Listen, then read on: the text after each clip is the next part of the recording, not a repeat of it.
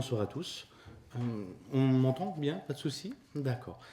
Alors, je vous remercie de m'avoir invité pour parler de Lénine, qu'on connaît évidemment comme homme politique, fondateur du premier État socialiste de l'histoire mondiale, mais on le connaît un peu moins comme philosophe. Et ce que je vais essayer de montrer ce soir, c'est comment l'engagement politique se lie complètement à la dimension philosophique de la pensée de Lénine. Alors, mon intervention s'intitule Le matérialisme militant de Lénine. J'ai préparé un petit papier, je pense qu'il a circulé, avec le plan de mon intervention. Comme ça, vous pourrez suivre au fur et à mesure les différentes étapes de mon propos. J'ai beaucoup de choses à dire, histoire de pas s'embrouiller. Alors, Lénine écrit en 1905, dans un article intitulé « Socialisme et religion », notre programme est fondé tout entier sur une philosophie scientifique rigoureusement matérialiste. L'action politique du militant du parti est ainsi ordonnée au savoir théorique. On connaît la phrase célèbre de Quefer, « Sans théorie révolutionnaire, pas de mouvement révolutionnaire ». Et le matérialisme historique, formulé par Marx et Engels, constitue le cœur théorique du marxisme adopté par le Parti social-démocrate ouvrier de Russie, qui est le nom du parti de Lénine. La défense de la théorie révolutionnaire qu'est le matérialisme dialectique est l'objet d'un des livres les plus philosophiques de Lénine, qui s'intitule « Matérialisme et empiriocriticisme ». Alors c'est un titre un petit peu barbare que je vous expliquerai. Il est écrit en 1908 et publié en 1909, et dans cet ouvrage, Lénine défend la position matérialiste contre des camarades qui souhaitaient rénover, mettre au goût du jour le marxisme, à savoir les empiriocriticistes. Alors la discussion de l'empiriocriticisme va nous conduire au cœur de la métaphysique. On va se poser des questions telles que qu'est-ce que l'être? La nature n'est-elle que matière? Y a-t-il une vérité objective? Et toutes ces questions nous semblent très éloignées des préoccupations des militants. En effet, quel lien entre une réflexion sur l'être, sur la matière, et l'activité politique dans les usines, la mise en place d'une grève, etc. Se poser au sein du parti ce genre de questions sur l'être, la matière, l'esprit, est-il d'un quelconque intérêt pour celui qui est exploité et pour celui qui cherche à faire triompher la cause du prolétariat? Lénine répond à cette question, oui. Et en fait, la clé du matérialisme militant, c'est qu'il est fondamental pour la révolution et pour le triomphe des classes opprimées de combattre avec intransigeance toute tentative de déstabilisation du matérialisme comme théorie philosophique, et d'affirmer dans toute sa rigueur une position matérialiste contre son ennemi philosophique juré, qui est l'idéalisme. L'idéalisme dont l'empiriocriticisme, on le verra, n'est qu'un ultime avatar. Et si c'est aussi fondamental de défendre le matérialisme contre l'idéalisme, c'est parce que se cache derrière ces questions métaphysiques le problème de la religion, qui est en fait la représentation directe et logique pour Lénine de la philosophie idéaliste. Penser que la réalité première la plus haute, c'est celle de l'idée, qui serait plus fondamentale que la matière, c'est la traduction sur le plan des concepts de la croyance selon laquelle au début était le Verbe et le Verbe était Dieu. Et la religion, ce ne sont pas que des croyances.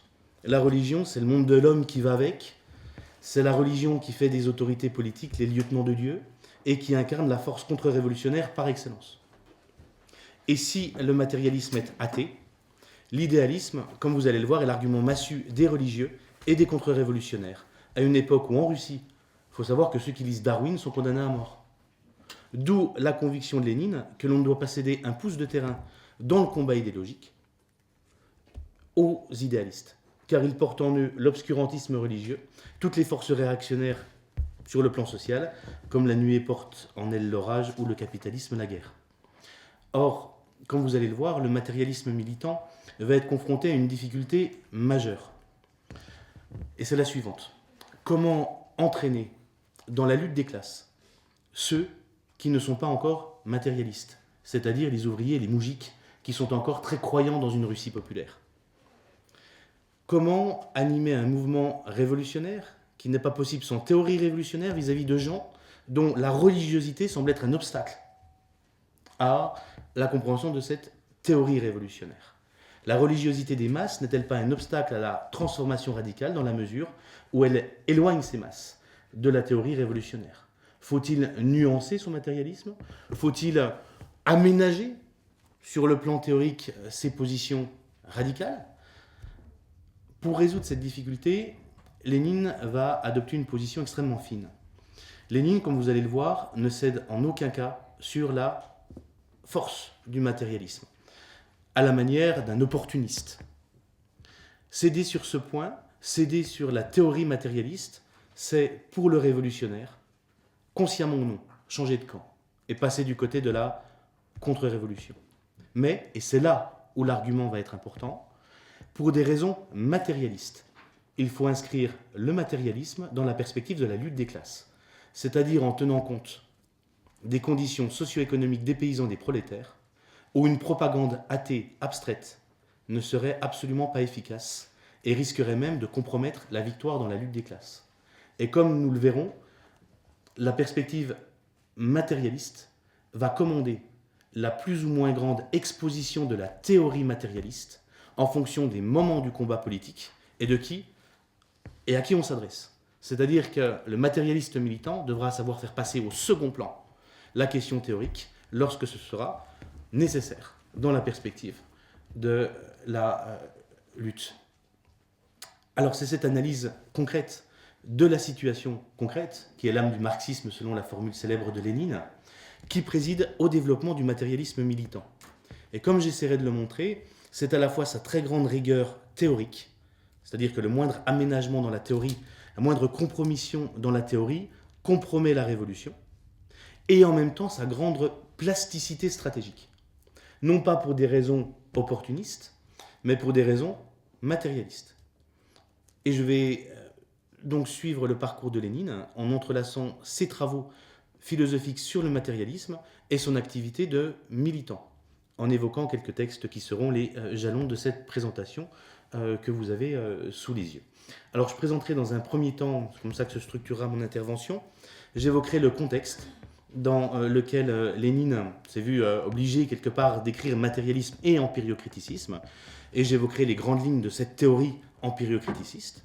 Dans un deuxième temps, je présenterai les idées fondamentales du matérialisme radical de Lénine. Dans un troisième temps, je présenterai les critiques que fait Lénine des empiriocriticistes, en quoi leur théorie est fausse et nocive. Et dans un quatrième temps, je me consacrerai aux enjeux politiques, c'est-à-dire comment vont s'articuler les plans épistémologiques et les plans politiques. Parce que ce qui se joue dans ces questions, c'est sur le plan des idées, la lutte entre des classes qui luttent au sein de la société. Je cite Lénine, la lutte des partis en philosophie traduit en dernière analyse les tendances et l'idéologie des classes ennemies de la société contemporaine. Et on arrivera à cette difficulté que va résoudre le matérialisme militant de Lénine, à savoir, le matérialisme est à la fois l'arme absolue dans la lutte idéologique menée par les révolutionnaires contre les forces réactionnaires, et en même temps le point de clivage pour l'unité dans la lutte avec des classes populaires qui sont encore très croyantes. Donc vous voyez un petit peu ce que je vais essayer de vous présenter ce soir. Alors commençons d'abord par le premier point, à savoir ce projet de rénover le marxisme, qui est le cadre polémique dans lequel va s'inscrire le matérialisme militant de Lénine. Alors qui et quand? Alors pour bien cerner l'enjeu du débat qui anime matérialisme et empiriocriticisme, je vais juste faire un petit rappel philosophique que vous connaissez déjà. Il y a eu plusieurs séances qui ont été consacrées à l'université ouverte, non, permanente. Le marxisme nous dit, Lénine, vous le savez, c'est un matérialisme qui s'inscrit dans une tradition philosophique précise et qui remonte à la plus haute antiquité. Arnaud Massé en avait parlé lors de la première séance. Cette théorie philosophique s'oppose à l'idéalisme qui affirme l'existence de réalités immatérielles, qu'elle s'appelle l'idée avec un grand I, l'âme, Dieu, etc., qui priment sur la matière. Et le parti, je cite Lénine, fait reposer toute sa conception sur le socialisme scientifique, c'est-à-dire sur le marxisme, et la base philosophique du marxisme, c'est le matérialisme dialectique, matérialisme incontestablement athée, résolument hostile à toute religion. On est en 1905, c'est l'année folle, la situation était évidemment révolutionnaire, et après 1905, la situation est particulièrement difficile pour les bolcheviks. La victoire du tsar incite un certain nombre de marxistes à remettre en cause et à prétendre corriger le marxisme. C'est intéressant, l'effet de la défaite psychologiquement.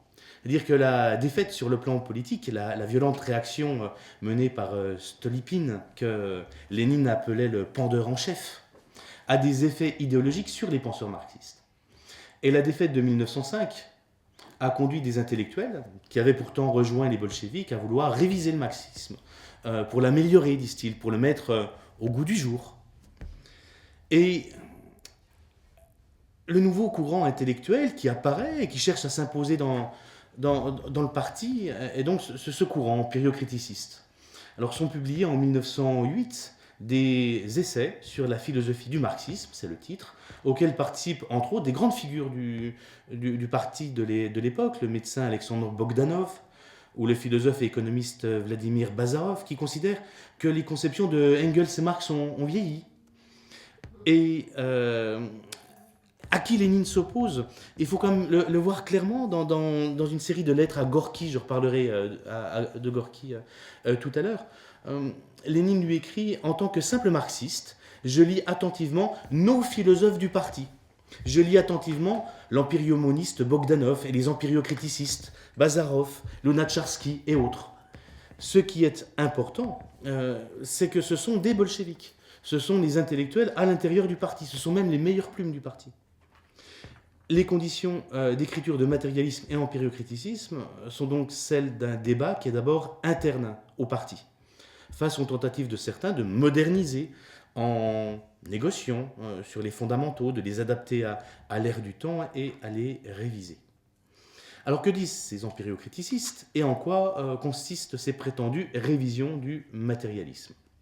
Alors l'empiriocriticisme, c'est un courant philosophique dont l'un des fondateurs est le grand physicien autrichien Ernst Mach, qui confère évidemment à ce courant un indéniable prestige intellectuel. Et selon les camarades bolcheviks qui se tiennent au goût du jour des innovations en philosophie, eh bien la philosophie du parti doit être rénovée en s'appuyant sur ces nouveaux travaux philosophiques. L'empiriocriticisme est en fait composé de deux termes, empirio et criticisme. Empirio renvoie à l'idée d'expérience sensible, à savoir que la science doit se fonder sur l'expérimentation, sur le protocole expérimental, avec ses dispositifs de validation d'hypothèses qui caractérisent la science moderne. Et l'autre terme, criticisme, renvoie à une idée héritée de Kant, selon laquelle on exclut toute référence à la métaphysique, c'est-à-dire à une connaissance suprasensible, c'est-à-dire au-delà de l'expérience qui nous est délivrée par nos sens. Ça veut dire qu'au-delà de l'expérience possible, il n'y a pas de connaissance possible, néanmoins pour Kant, il y a une place pour la croyance. Et en défendant justement cette théorie criticiste, Kant justement voulait abolir le savoir pour laisser une place pour la foi. On voit ce qui se profile derrière. Et être empiriocriticiste, c'est donc s'en tenir à l'idée que les choses sont des complexes de sensations dont je fais l'expérience, et s'interdire de penser ce qu'elles peuvent être au-delà de nos sensations. C'est-à-dire qu'une place est ménagée pour l'inconnaissable, qui ne peut pas être objet de connaissance, mais éventuellement de croyance. Et c'est cette articulation en fait, qui va jouer un rôle extrêmement important dans la critique que fera Lénine. Alors sur cette base, les empiriocriticistes considèrent que le matérialisme de Marx est trop dogmatique, parce qu'il affirme l'existence indépendante de la matière, au-delà de notre connaissance. Alors au début, ça part d'une bonne intention. Au début, les empiriocriticistes voulaient éviter de tomber dans le dogmatisme de l'affirmation de la matière, en s'aventurant au-delà de l'expérience sensible.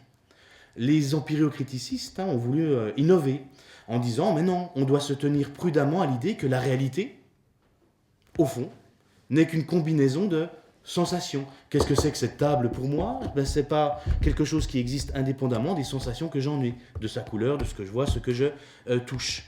Ainsi, pour l'empiriocriticiste, on n'a pas le droit de dire que cette table, elle existe en dehors de ma conscience et indépendamment d'elle. Pour l'empiriocriticiste, la table n'existe que comme combinaison de sensations que je vois, que je touche. Alors le camarade Bogdanov teinte cette théorie de marxisme en disant que, bien sûr, le monde n'est que ce complexe de sensations que j'ai, mais Amadou, il a ses sensations aussi. Et son voisin, il a aussi des sensations. Et son voisin aussi. Alors on va combiner ensemble toutes ces sensations et on va arriver à l'idée que la réalité, c'est l'expérience socialement organiser des êtres vivants. Ainsi, on arrive à l'idée que la matière n'existe pas comme réalité indépendante de ma conscience, mais c'est pas tout. Ils vont même encore plus loin, les empiriocriticistes. Ils nient aussi l'existence de la vérité objective. Si je ne peux pas connaître les choses en elles-mêmes, mais seulement les sensations que j'en ai, une théorie scientifique n'est juste qu'une interprétation, c'est-à-dire un modèle d'intelligibilité possible des sensations que j'ai. Ainsi, les empiriocriticistes, là encore, partent d'une bonne intention, et ils s'autorisent de Marx lui-même, selon lequel il n'y a pas d'idée éternelle. S'autorisant de Marx, Bogdanov déclare « Le marxisme implique pour moi la négation de l'objectivité absolue de toute vérité quelle qu'elle soit, la négation de toutes les vérités éternelles. » Et selon lui, selon Bogdanov, encore une fois, en interprétant Marx, en mésinterprétant, dirait Lénine, il faudra accepter que nos théories scientifiques ne sont pas des vérités objectives et absolues, elles ne seraient que des interprétations d'une réalité que je ne peux pas connaître en soi. Ainsi, Bogdanov définit la théorie scientifique comme une forme organisatrice de l'expérience humaine. Je ne peux pas en dire plus. Conclusion, au sein du parti, on a donc des empiriocriticistes qui considèrent qu'il faut abandonner le matérialisme, trop dogmatique, parce qu'il affirme témérairement l'existence de la matière au-delà de nos sensations et l'existence d'une vérité objective. D'où la nécessité de remettre en cause les fondamentaux du marxisme en disant voilà, ils sont trop dogmatiques, ils vont trop loin, ils affirment l'existence d'une vérité objective. Alors, ces philosophes, ils ont un certain succès au sein de l'école du parti, l'école de Gorky à Capri. Et si elle a un succès, c'est surtout parce qu'elle autorise, derrière ces spéculations qui vous semblaient un petit peu abstraites, elle autorise une idée que le matérialisme exclut, à savoir l'idée de Dieu. Ce courant au sein du parti se nomme d'abord les bâtisseurs de Dieu. Alors il ne faut pas les caricaturer, mais ils considèrent possible, c'est ce que dit Lénine dans une lettre à Lunacharsky, qui dira que le marxisme est la plus religieuse des religions, l'union du socialisme scientifique et de la religion.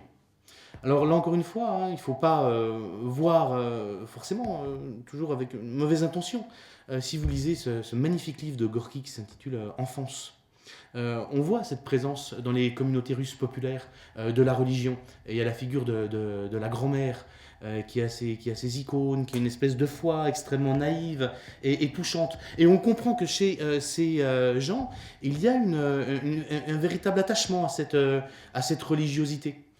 Et au fond, chez les bâtisseurs de Dieu, chez ce courant qui cherche à s'imposer au sein du parti, on comprend quelque part pourquoi cette théorie empiriocriticiste a du succès. Parce que ça laisse la place pour la question de la religion, pour la question finalement de la religiosité. Alors Lénine a rapidement conscience du danger que représentent ces révisions pour le parti. Non pas parce qu'elles font débat, on sait que le parti, c'est liberté totale dans la discussion, unité totale dans l'action, mais parce que ces révisions que cherchent à réaliser certains camarades remettent en cause les fondamentaux même de la théorie révolutionnaire, qui fournit, je vous le rappelle, en masse, les ressorts du mouvement révolutionnaire, à savoir la lutte des classes. Et à Gorky toujours, Lénine écrit « Du moment qu'un membre du parti en est arrivé à conclure qu'une certaine propagande d'idées est radicalement fausse et nocive, il est tenu de s'élever contre elle, et c'est justement ce que va faire Lénine. Et s'il faut réfuter la théorie empiriocriticiste, c'est d'abord parce qu'elle est fausse. Elle est insuffisante théoriquement. Et tout le travail de Lénine dans matérialisme et empiriocriticisme, c'est de remettre en cause, sur le fond théorique, la théorie empiriocriticiste. Mais elle n'est pas seulement fausse, elle est nocive, dit Lénine. Ce qui signifie qu'en révisant la théorie, les empiriocriticistes font objectivement, même s'ils s'en défendent, le jeu de la contre-révolution et de l'obscurantisme clérical. Face à ces égarements théoriques dont les conséquences est d'affaiblir la théorie révolutionnaire et donc le mouvement révolutionnaire, Lénine va réaffirmer les fondamentaux de la tradition matérialiste. Alors vous allez me dire, est-ce que matérialisme et empiriocriticisme n'est qu'un écrit de rappel? Est-ce qu'il se contente de répéter les théories de Marx et de Engels? Non, car il apportera, comme je vais essayer de le montrer, un certain nombre de thèses essentielles de la théorie matérialiste, à savoir l'opposition indépassable entre idéalisme et matérialisme, la théorie du reflet, la distinction entre catégorie philosophique et concept scientifique est la conception qu'on va appeler asymptotique de la vérité. Alors avant de rentrer dans le cœur de la conception matérialiste de Lénine, juste une toute petite remarque, mais ça je le développerai peut-être plutôt dans la discussion après, à savoir pourquoi Lénine va sortir le gourdin philosophique contre Bogdanov et Bazarov. C'est une formule de Tony Cliff dans sa biographie de Lénine, Construire le parti. Parce qu'il y a aussi des enjeux entre Bogdanov et Lénine sur la question du boycott de la Douma, mais ça j'en dirai éventuellement quelques mots après. Donc là, je passe à mon deuxième point, à savoir revenir aux fondamentaux du matérialisme. Comment se constitue chez Lénine une ontologie matérialiste radicale. Alors le militant Lénine retourne en bibliothèque, à Genève, au British Museum, à Paris, en fonction de ses pérégrinations en Europe. Vous savez qu'il est loin de la Russie à l'époque. Et il se replonge dans toute la documentation scientifique, dans les textes philosophiques. Et il va, disons, réaffirmer 4 idées fondamentales d'une position matérialiste authentique et cohérente. Là, je m'appuie sur ce très bon livre de Lilian Truchon qui s'intitule Lénine, épistémologue. Donc, la plupart des références que je fais, en fait, sont tirées de ce livre, édité aux éditions Delga. Première idée importante, l'opposition radicale et irréconciliable entre idéalisme et matérialisme. Alors en philosophie, nous dit Lénine, on ne peut pas être là ou là. On ne peut pas être soit là, soit là. On ne peut pas être dans un camp ou dans l'autre. Le philosophe doit choisir son camp. Et finalement, toute l'histoire de la philosophie, explique Lénine, se partage en ces 2 courants principaux et irréductibles que sont le matérialisme et l'idéalisme. Ça veut dire que les questions fondatrices de la philosophie, qu'est-ce qui est? Y a-t-il des esprits, une âme, des idées transcendantes, une vie après la mort, un Dieu? Le réel existe-t-il? Toutes ces questions, finalement, ne peuvent recevoir que 2 grands types de réponses, matérialistes ou idéalistes. Et de ces 2 courants fondamentaux, Lénine identifie 2 représentants majeurs dans la pensée classique, Georges Berkeley d'un côté, pour l'idéalisme, et Denis Diderot pour le matérialisme. Alors attention, ce sont des traditions, mais Lénine, dans l'introduction de Matérialisme et empiriocriticisme, retient ces 2 figures comme emblématiques. Et vous allez voir pourquoi. D'un côté, le champion de l'idéalisme, l'évêque anglican irlandais Berkeley, pour qui être, c'est être perçu. Les choses, nous dit-il, n'existent pas en dehors de l'esprit, ce qui conduit à l'idée que le monde extérieur n'a aucune existence indépendante des perceptions que j'en ai. C'est-à-dire que la table, elle n'existe que comme un ensemble de sensations. Elle est ce que je vois, ce que je touche, c'est ce que je sens. Ça veut dire que le physique est dérivé du psychique. Alors d'emblée, ça semble très éloigné du sens commun. Et on a l'impression que toute personne un peu saine d'esprit va se dire, mais qu'est-ce que c'est cette théorie? Personne ne doute que la table, elle existe indépendamment de ma pensée. Et on se dit, mais parce qu'en fait, il faut savoir ce qu'elle cache, cette théorie. C'est-à-dire que dans cette négation de la matière, en réalité, il y a un véritable enjeu dans cette construction théorique. Et cette construction théorique de Berkeley, qui nous semble totalement fantaisiste et qui nous semble tellement contraire au sens commun, a en fait un objectif bien précis. Et c'est Berkeley qui le dit lui-même. Il s'agit de s'attaquer à toutes les constructions impies de l'athéisme et de la négation de la religion, s'érigeant sur la doctrine de la matière. Et Berkeley a opté pour l'option radicale, à savoir de dire, tout simplement, il n'y a pas de matière. Vous avez compris l'idée? L'idéalisme s'écarte évidemment du sens commun concernant l'existence du monde extérieur, mais en réalité pour saper les fondements théoriques d'une critique des dogmes religieux, c'est-à-dire le matérialisme, qui nie l'existence d'une réalité immatérielle, telle que Dieu, l'âme, etc. Et pour éviter justement cette critique radicale de finalement l'idée religieuse par excellence, Berkeley a opté pour cette solution radicale, à savoir nier l'existence même de la matière. Alors vous allez me dire, s'il n'y a rien de matériel, qu'est-ce qui fait que je vois ce que je vois? Qu'est-ce qui fait que je sens ce que je sens? Qu'est-ce qui fait que je touche ce que je touche? Eh bien, l'idéaliste répond Dieu. Mais Dieu avec tout ce qui va avec. L'âme, le paradis, l'épître aux Romains, les autorités qui sont les lieutenants de Dieu, le roi, l'obéissance passive et tout le bazar. Et au fond, derrière cette théorie de Berkeley, et c'est ça qu'il faut bien comprendre, c'est que l'idéalisme, en fait, c'est là que se cache, en fait, l'obscurantisme religieux. De l'autre côté, j'ai l'autre champion, j'ai Diderot, et la doctrine de la matière. Et le matérialisme, pour Lénine, trouve en Diderot un représentant emblématique. Et pour le philosophe des Lumières, seule existe la matière. Il n'y a, dit-il, si vous allez lire le Rêve d'Alembert, il n'y a qu'une seule substance dans l'univers, dans l'homme et dans l'animal.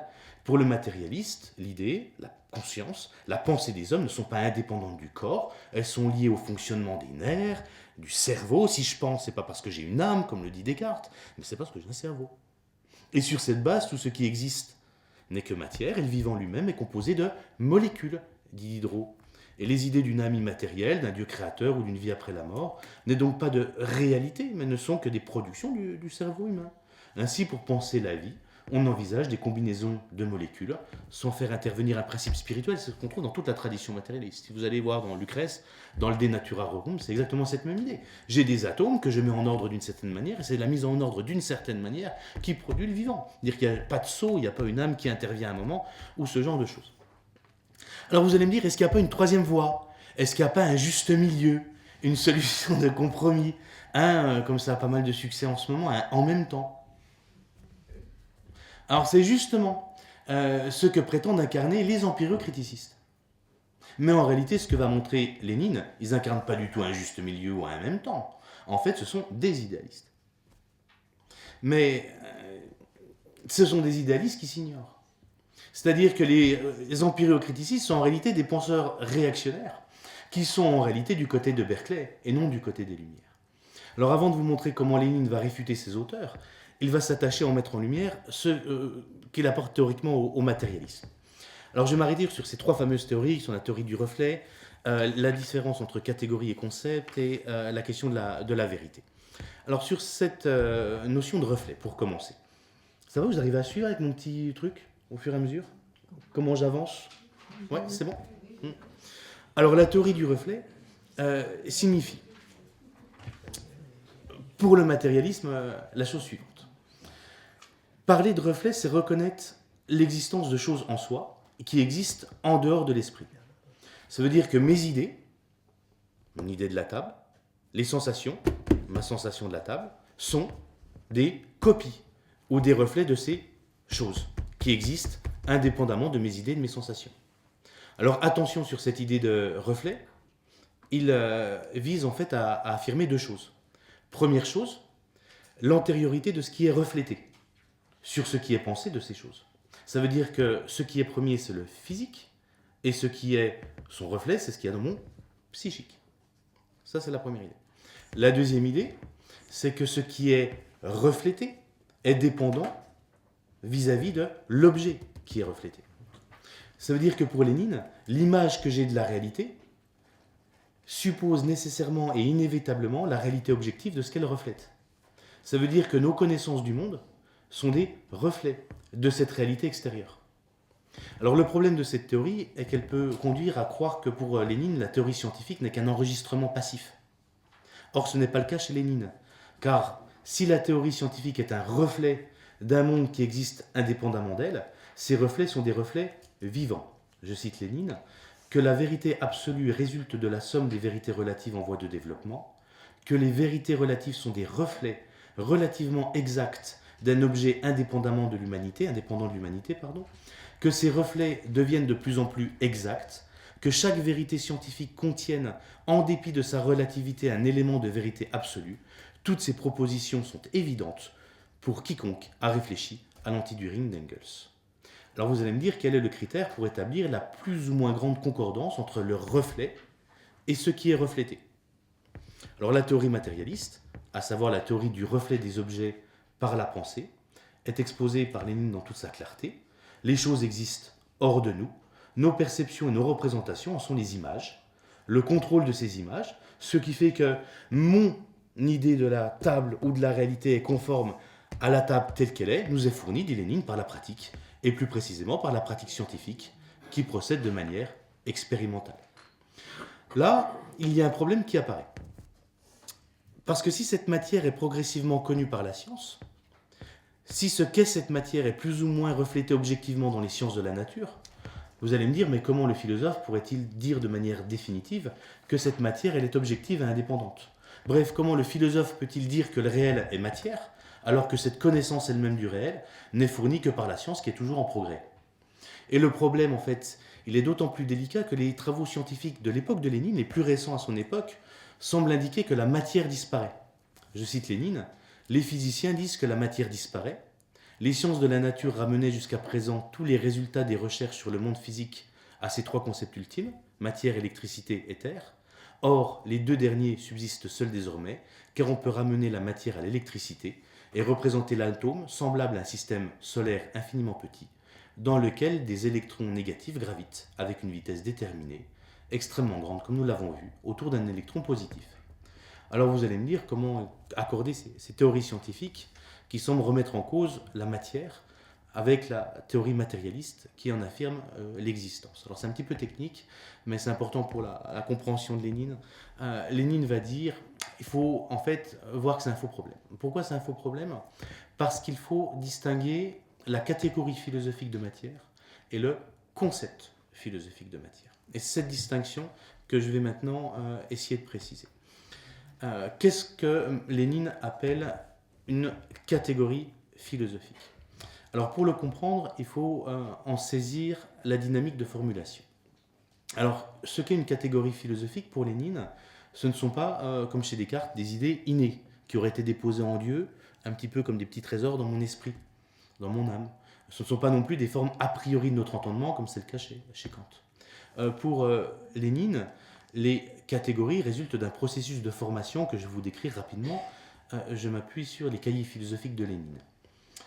Lénine explique que devant l'homme, il y a un réseau de phénomènes naturels, un réseau immense de choses, de couleurs, etc. L'homme instinctif, dit Lénine, le sauvage, ne se détache pas de la nature. L'homme conscient s'en détache, et les catégories sont les échelons de ce détachement, c'est-à-dire de la connaissance du monde. Elles sont, dit-il, des points nodaux dans le réseau qui aident à le connaître et à se l'approprier. Ce qu'on appelle une catégorie, c'est tout simplement une notion logique fondamentale qui reflète les propriétés essentielles de la nature que j'ai en face de moi. En fait, une catégorie, c'est le rapport le plus général entre des phénomènes réels. Matière, mouvement, temps, espace, causalité. Alors attention, ces catégories ne sont pas données pour Lénine, elles résultent du lent processus de formation de, finalement, l'esprit humain face à la nature. La catégorie justement de matière, elle va ainsi être définie de la manière suivante. L'unique propriété de la matière, nous dit Lénine, dont l'admission définit le matérialisme philosophique, c'est-à-dire que si on adhère à cette théorie, on est matérialiste au sens radical, c'est celle d'être une réalité objective. Ça veut dire tout simplement qu'être matérialiste, c'est affirmer l'existence indépendante et objective de la matière. La matière comme catégorie philosophique désigne donc cette réalité objective dont nos sensations, dont nos idées sont les copies, la photographie, le reflet. Et cette réalité objective existe indépendamment des sensations, de la pensée subjective et de la conscience et de l'humanité en général. Alors tout autre sont les concepts scientifiques. Les concepts scientifiques, en fait, eux, portent sur la nature de cette matière. En fait, la catégorie philosophique trace son cadre général. Le concept scientifique, lui, va examiner, dans ce cadre général, la nature de cette matière. Neutrons, électricité, atomes. Et ces concepts scientifiques s'élaborent au fur et à mesure de l'activité scientifique. Ainsi, les concepts scientifiques de la matière définissent des connaissances relatives à l'état historique des sciences sur l'objet de ces sciences. Ça veut dire que la catégorie philosophique est absolue, mais le concept scientifique, lui, change de contenu au fur et à mesure de ces découvertes scientifiques. Alors reprenons la question de départ qui s'avère en réalité être un faux problème. Quand les physiciens d'aujourd'hui nous disent que la matière disparaît, en fait, ce n'est pas que la matière au sens de catégorie philosophique disparaît. Le cadre général demeure le même, à savoir l'existence d'une réalité indépendante de notre esprit. En fait, ce qui change, c'est tout simplement le concept scientifique de matière. Au lieu d'atomes pleins, il y avait un modèle à l'époque qui existait, qui était le modèle du pudding. On ramène l'électricité, et on ramène la matière à l'électricité, et on est parvenu à se représenter l'atome comme un système solaire. On a juste changé de concept. Mais en réalité, la catégorie philosophique de matière, elle demeure. À savoir que son unique propriété, c'est donc d'être une réalité objective. Ainsi, on peut dire simplement, la catégorie demeure, quand bien même le concept change. Alors pour le dire de manière un tout petit peu technique, n'abuserai pas hein, des références techniques. Je vais citer Lucien Sèvres dans Penser avec Marx aujourd'hui.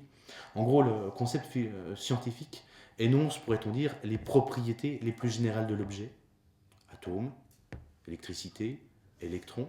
La catégorie philosophique, elle, formule la propriété de notre rapport cognitif le plus général avec l'objet.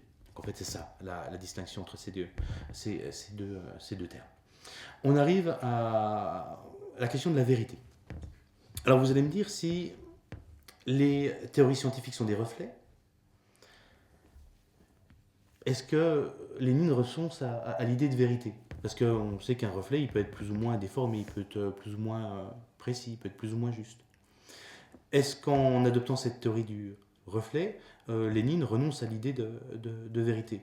Alors bien sûr, Lénine sait que les connaissances sont limitées et que ces limites sont relatives à l'état historique des sciences. Et en cela, nos théories scientifiques ne reflètent pas exactement la réalité. Mais attention, ce que va dire Lénine, c'est qu'elles s'en approchent au fur et à mesure de l'histoire des sciences. C'est cette conception qu'on va appeler la conception asymptotique de la vérité. L'asymptote, c'est cette droite dont on va justement progressivement se rapprocher, même si on va la toucher qu'à l'infini. L'existence même de cette vérité objective, nous dit Lénine, est certaine, comme il est certain que nous nous en approchons. Reprenons cette image du reflet. Avec Lénine, les contours du tableau sont historiquement relatifs, mais il est certain que ce tableau reproduit un modèle existant objectivement. Le fait qu'à tel ou tel moment, dans telle ou telle condition, nous avons avancé dans notre connaissance de la nature des choses au point de découvrir la lizarine dans le goudron de houille ou de découvrir des électrons dans l'atome est historiquement relatif. Mais ce qui est certain, c'est que les électrons étaient bien dans l'atome avant qu'on le connaisse. Ouais. C'est ça l'idée. Et que toute découverte de ce genre est un progrès de la connaissance objective absolue. Ainsi, il y a une vérité objective qui est progressivement dégagée au cours de l'histoire par les scientifiques. Ça veut dire qu'au fond, le matérialisme entendu en un sens philosophique est à la fois partagé par le scientifique, parce qu'avant d'être empiriocriticiste et de se perdre dans des espèces de délires philosophiques, il sait bien que quand il travaille sur l'électron ou telle chose, il travaille bien sur quelque chose qui existe indépendamment de lui. Et l'homme du commun, encore une fois, sait bien qu'il y a une réalité objective qui existe avant qu'il en ait conscience. Nul homme, nous dit Lénine, pas plus que les sciences de la nature, ne connaît le psychique, antérieur au physique. Et vous demandez autour de vous, on vous répondra, ben oui, la table existe bien, et vous allez devoir déployer des trésors d'argussie philosophique pour convaincre quelqu'un que la table, elle n'existe pas indépendamment de ma conscience. Alors soulignons justement ce lien entre la philosophie qui systématise et l'attitude spontanée, que Lénine n'oppose pas. Et on va retrouver exactement ça dans son positionnement militant, c'est la théorie de la fusion entre le mouvement spontané des masses et la conscience socialiste qui arrive de l'extérieur. Lénine nous explique que le réalisme naïf de tout homme sain d'esprit, qui ne sort pas, dit-il, d'une maison d'aliénés ou de l'école des philosophes idéalistes, consiste à admettre l'existence des choses, du milieu, du monde, indépendamment de notre sensation, de notre conscience, de notre moi et de l'homme en général. Et pour résumer, vous l'avez compris, nos sensations, notre conscience ne sont que l'image du monde extérieur. Et l'on conçoit que la représentation que j'en ai ne peut exister sans ce qu'elle représente. Tandis que la chose représentée peut exister indépendamment de ce qui la représente. Ça veut dire que la conviction naïve de l'humanité, de toute personne qui ne sort pas de cette maison d'aliénés ou de l'école philosophique idéaliste, eh bien le matérialisme le met consciemment à la base de sa théorie de la connaissance. Ce qui me permet d'arriver à mon troisième point, à savoir la critique des empiriocriticistes. Donc à partir de cette réaffirmation des fondamentaux, Lénine va attaquer maintenant de front les empiriocriticistes en leur montrant à quel point leur théorie elle est fausse. Et il va attaquer cette récusation par les empiriocriticistes de l'existence objective de la matière et deuxièmement la négation chez eux de la vérité objective. Alors à chaque fois je vais procéder de la manière suivante. Je vais juste rappeler ce que disent les empiriocriticistes. Dans un deuxième temps, je vais vous montrer en quoi cette position, à partir de ce qu'on a dit, est insuffisante théoriquement, c'est-à-dire en quoi elle est fausse, et ensuite quelles sont les conséquences dangereuses auxquelles elles conduisent, que le veuillent ou non les empiriocriticistes, c'est-à-dire en quoi elles sont nocives. Et le raisonnement de Lénine serait le suivant. En gros, je vous cite Lénine, c'est la conclusion de matérialisme empiriocréticisme, mettez un doigt dans l'engrenage, la main y passe. Or, nos disciples de Mach sont tous pris, dit-il, dans l'engrenage de l'idéalisme, c'est-à-dire dans un fidéisme. Alors on lui avait demandé de remplacer, parce qu'à l'origine, ce n'était pas fidéisme qu'il voulait mettre, mais il met une petite note, la doctrine qui substitue la foi à la science. Un fidéisme atténué, affiné, enlisé, depuis qu'ils ont commencé à considérer la sensation comme un élément particulier, non comme une image du monde extérieur. À ne point reconnaître la théorie matérialiste, on glisse nécessairement à la sensation et au psychique désincarné et à la volonté et à l'esprit désincarné, c'est-à-dire à l'obscurantisme clérical. Alors reprenons donc ces deux points. Alors sur la récusation du matérialisme, c'est-à-dire de l'existence objective de la matière. Les empiriocriticistes, comme je vous l'avais expliqué au départ, prétendent dériver le physique du psychique. La donnée première, pour eux, c'est la sensation, c'est-à-dire ma perception de la table, et la donnée seconde, c'est le monde qui est hors, justement, de ma conscience. C'est-à-dire qu'au fond, la réalité physique ne peut être connue en soi, nous disent les empiriocriticistes, mais elle ne peut être connue qu'à partir de nos sensations. Eh bien, nous dit Lénine, ben non, le monde n'est pas nos sensations. La sensation, elle n'est pas première, parce que la sensation, en réalité, est un lien entre notre conscience et le monde extérieur qui, lui, préexiste. D'où, justement, cette théorie du reflet. Ça veut dire que le reflet psychique est seconde par rapport au physique reflété. Ça veut dire que notre expérience socialement constituée de la table n'est pas la table. La table, elle existe indépendamment de notre expérience socialement organisée de la table. Alors, nous dit Lénine, à quoi ça conduit? Quand on ouvre la voie, quand on dit que la nature objective n'est pas première mais dérivée, eh bien, nous dit Lénine, le fond du fond, dans cette théorie. À quoi elle conduit? Nécessairement le voilà. Si la nature est un dérivé, il va de soi qu'elle ne peut dériver que d'une chose plus grande, plus riche, plus vaste, plus puissante qu'elle-même, d'une chose existante, car pour qu'elle dérive d'une chose, il faut que cette chose existe indépendamment d'elle-même. Quelque chose existe donc en dehors de la nature, et donc de plus la nature dériverait. Traduit en clair, ce quelque chose s'appelle Dieu. Les philosophes idéalistes se sont toujours efforcés de modifier ce terme, de le rendre plus abstrait, plus nébuleux, plus fumeux, et en même temps, pour plus de vraisemblance, de le rapprocher du psychique, complexe, immédiat, donnée immédiate qui n'a pas besoin d'être démontrée. Idée absolue, esprit universel, volonté du monde, substitution générale du psychique au physique, autant de formules, nous dit Lénine, exprimant la même idée. De l'empiriocriticisme à l'obscurantisme religieux, nous dit Lénine, la conséquence est bonne. Et son caractère n'est nullement modifié du fait que Bogdanov répudie énergiquement toute religion. Parce qu'on viendra sur ce point. Mais certains empiriocriticistes, c'est pas le cas de Mlarcharski par exemple, mais c'est le cas de Bogdanov, se gardent bien de toute tendance religieuse. En fait, ce que va dire Lénine, c'est pas une question d'intention. Leur théorie, sa tendance lourde, c'est une menace. Sur l'idée de vérité objective. Alors là, vous allez voir, c'est encore plus flagrant. La prétention, je vous l'ai dit, des empiriocriticistes, c'est de dire que si le monde, c'est un complexe de sensations, mes théories sur le monde, ce sont juste des interprétations que je fais de la réalité. C'est-à-dire qu'une théorie scientifique, c'est juste un symbole, une forme organisatrice de l'expérience humaine. C'est-à-dire que ma théorie ne dit pas ce que sont les choses en soi, elles disent la manière dont je les interprète. C'est-à-dire la manière dont je les symbolise. C'est-à-dire que l'atome, il n'y a pas d'atome réellement, pour l'empiriocriticiste, c'est juste un symbole. Alors Lénine, réponse, non, l'histoire des sciences, c'est une histoire du vrai. C'est pas un symbole. C'est, en réalité, un reflet de plus en plus juste de ce qu'est la réalité en elle-même. Bien sûr, les limites de nos connaissances sont réelles, et avec d'autres instruments, avec d'autres télescopes, avec d'autres microscopes. Les limites qui sont celles de nos reflets aujourd'hui seront repoussées. Et demain, on aura sûrement un reflet plus précis, plus juste. Ça se confirmera, ça se développera. Mais l'existence même de cette vérité est certaine, comme il est certain, nous dit Lénine, que nous en approchons progressivement. Alors à quoi cela conduit de nier l'idée de vérité? Alors on va voir comment on met le doigt dans l'engrenage. À savoir l'idée qu'il n'y a pas de vérité objective, mais juste des interprétations. une forme organisatrice de l'expérience humaine. On va voir comment toute la main y passe. Et on va voir que c'est même plus que la main qui passe. Parce que on ouvre à nouveau la voie au clérical et à l'obscurantisme.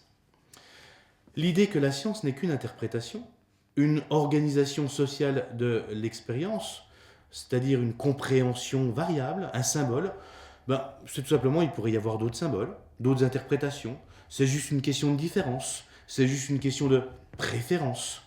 Dire qu'il n'y a pas de réalité objective dont la science se rapproche, convient parfaitement à la réaction religieuse.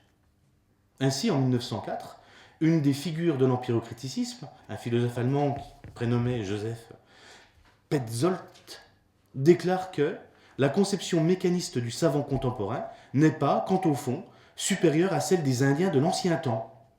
Il est absolument indifférent, dit-il, de penser que le monde repose sur un éléphant légendaire ou de le croire constitué de molécules et d'atomes.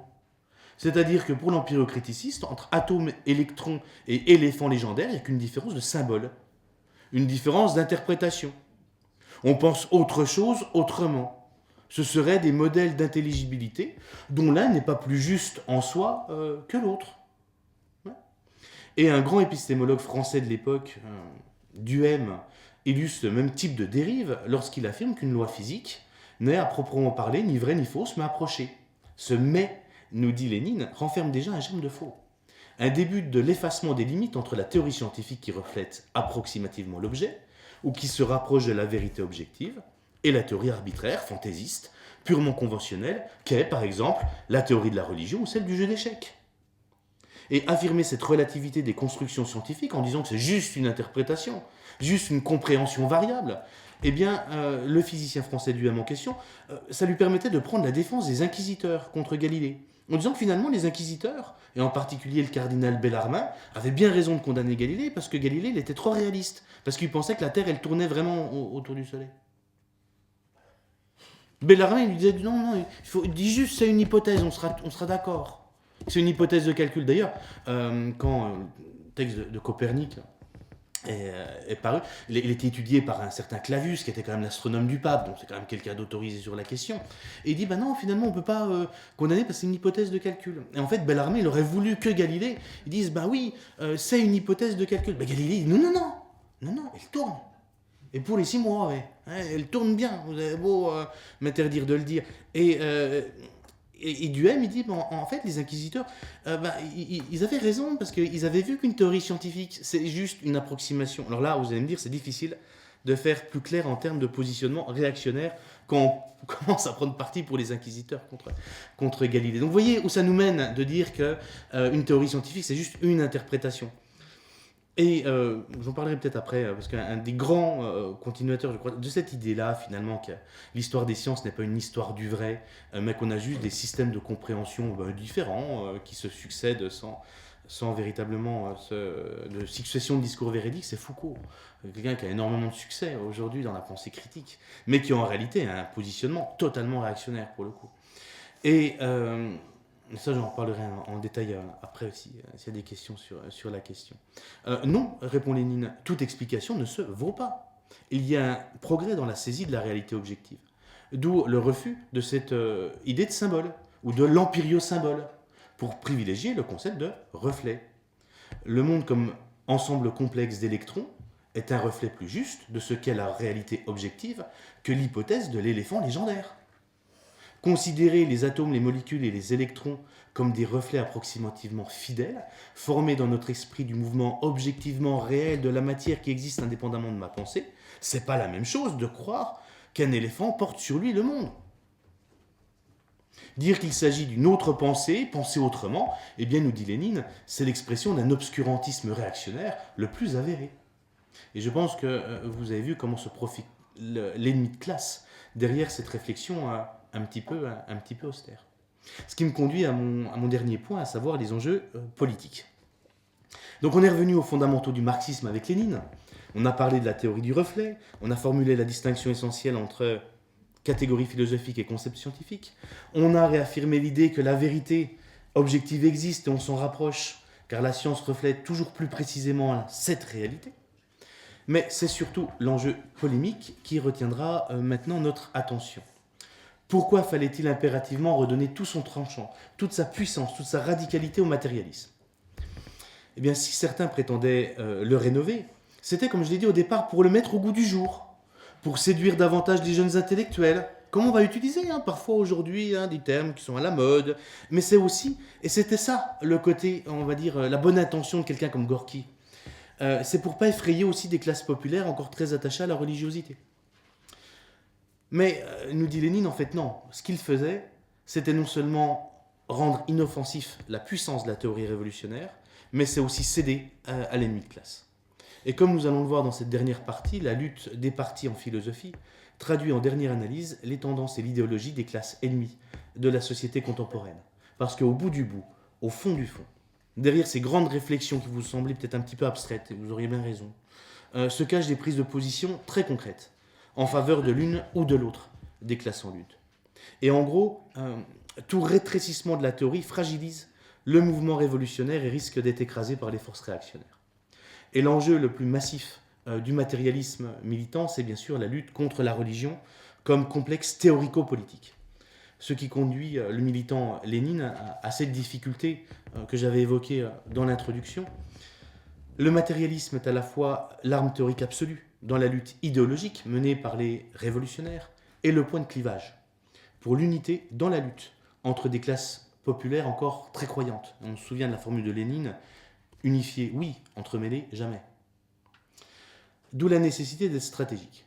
Et d'être stratégique pour des raisons, non pas opportunistes, mais pour des raisons matérialistes. Et un petit peu l'idée centrale de ce que j'essaye de défendre ce soir, c'est que le matérialisme militant, c'est militer en matérialiste.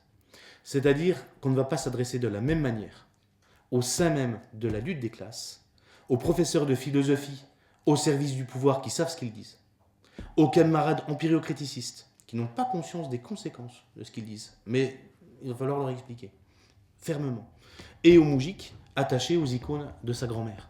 C'est-à-dire qu'il va falloir stratégiquement trouver le moyen d'exposer plus ou moins clairement le matérialisme en fonction des moments de la lutte. Alors commençons par le gourdin philosophique, l'arme par excellence de la lutte idéologique sur deux fronts. Premier front, le front extérieur, contre ceux qu'on pourrait appeler avec Gramsci les intellectuels organiques, qui fabriquent le consentement, à savoir, dit-il, les professeurs de philosophie. Les professeurs d'économie politique ne sont, de façon générale, que de savants commis de la classe capitaliste, dit Lénine. Eh bien, les professeurs de philosophie ne sont que de savants commis des théologiens, écrit Lénine.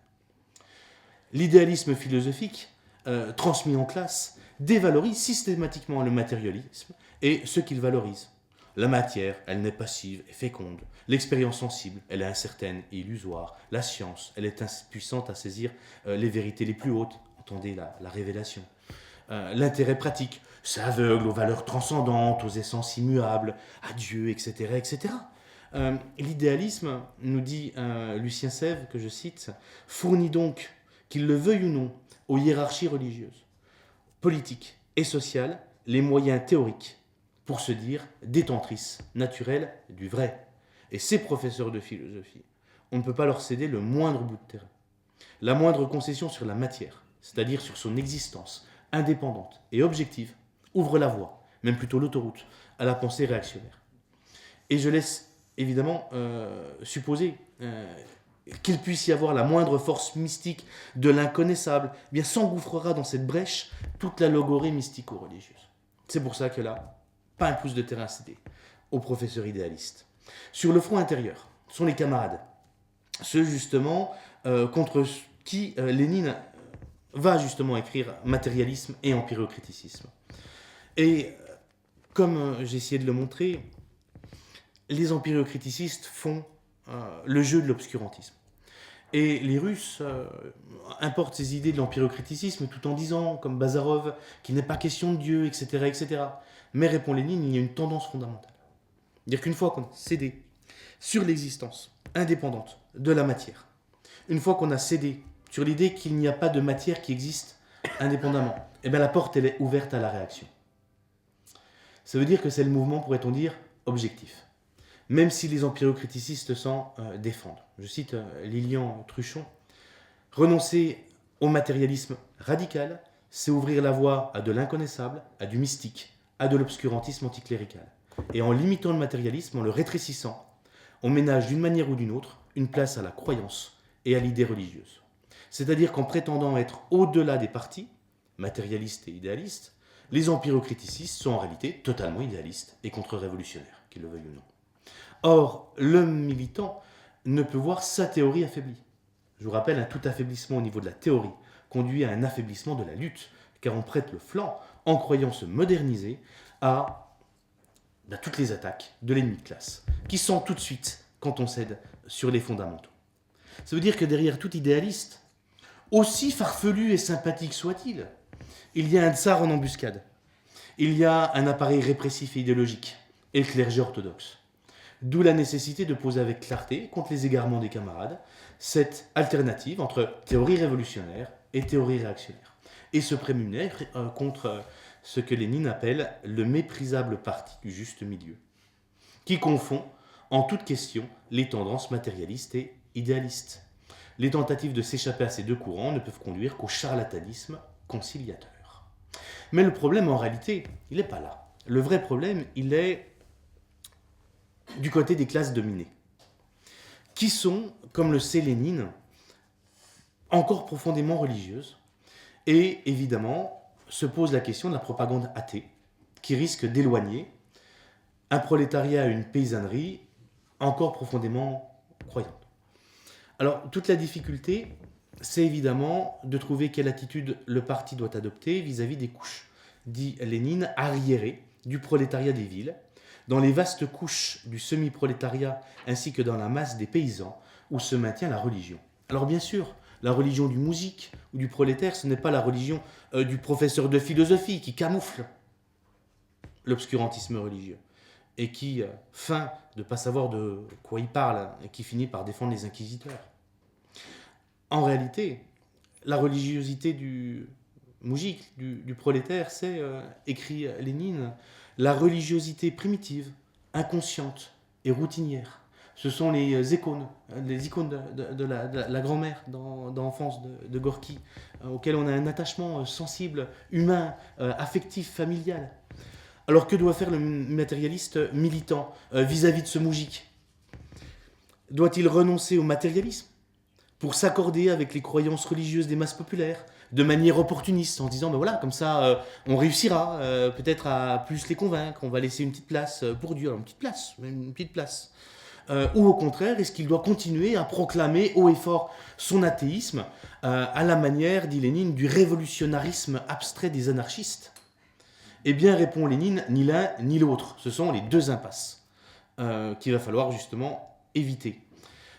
Et il va falloir aborder la question, nous dit Lénine, en matérialiste, c'est-à-dire en s'opposant aussi bien aux révolutionnaristes abstraits anarchistes qui proclament à tort et à travers n'importe quand leur matérialisme, qu'aux opportunistes. Alors, contre le révolutionnarisme abstrait des anarchistes athées, qu'est-ce que nous dit Lénine? Le marxiste doit être un matérialiste, c'est-à-dire un ennemi de la religion, on est d'accord. Mais il doit être un matérialiste dialectique, c'est-à-dire envisageant la lutte contre la religion, non pas de manière spéculative, c'est-à-dire sur un terrain abstrait, purement théorique, mais de façon concrète, c'est-à-dire sur le terrain de la lutte des classes, réellement en cours, qui éduque les masses, plus que tout et mieux que tout. Il y a deux idées dans ces lignes, qui, à mon sens, c'est peut-être une discussion, on l'évoquera, une propagande abstraite est totalement inefficace. C'est absurde, nous dit Lénine, de croire que dans une société fondée sur l'oppression sans bornes et l'abrutissement des masses ouvrières, les préjugés religieux puissent être dissipés par la seule propagande. Et en effet, le matérialiste militant sait que la religion a de profondes racines sociales et une prédication idéologique abstraite n'aurait aucune efficacité. La religion, dit Lénine, se nourrit de la peur devant la force aveugle du capital, aveugle parce que ne pouvant être prévue des masses populaires, et à chaque instant de la vie du prolétaire du petit patron, menace de lui apporte la ruine subite, inattendue, accidentelle, qui cause sa perte, qui fait de lui un mendiant, un déclassé, une prostituée, le réduit à mourir de faim. Eh bien, le parti vis-à-vis justement de ce moujik, de ce prolétaire, de ce petit patron, ne va pas développer une propagande totalement abstraite qui n'aura aucun sens et qui sera en totale contradiction avec les racines matérielles de la religion. La deuxième idée est qu'il faut en réalité se placer sur le terrain concret de la lutte des classes réellement en cours. Ça veut dire que ni les livres, ni la propagande n'éclaireront le prolétariat s'il n'est pas d'abord éclairé par la lutte qu'il mène lui-même. Ça veut dire que l'unité de cette lutte réellement révolutionnaire est de combattre pour se créer un paradis sur terre. Et ça importe beaucoup plus que l'unité d'opinion des prolétaires sur le paradis du ciel. C'est dans cette lutte concrète que la référence au paradis du ciel se révélera être ce qu'elle est, c'est-à-dire une mystification. Et c'est là où justement le travail de propagande sera efficace. Ça veut dire que quand le positionnement du clergé apparaîtra dans toute sa réalité réactionnaire, bien sûr, il y aura un travail d'éducation qui va être mené. J'en parlais, parce que Lénine, justement, a envisagé la question de la traduction des grands écrits des Lumières françaises en particulier.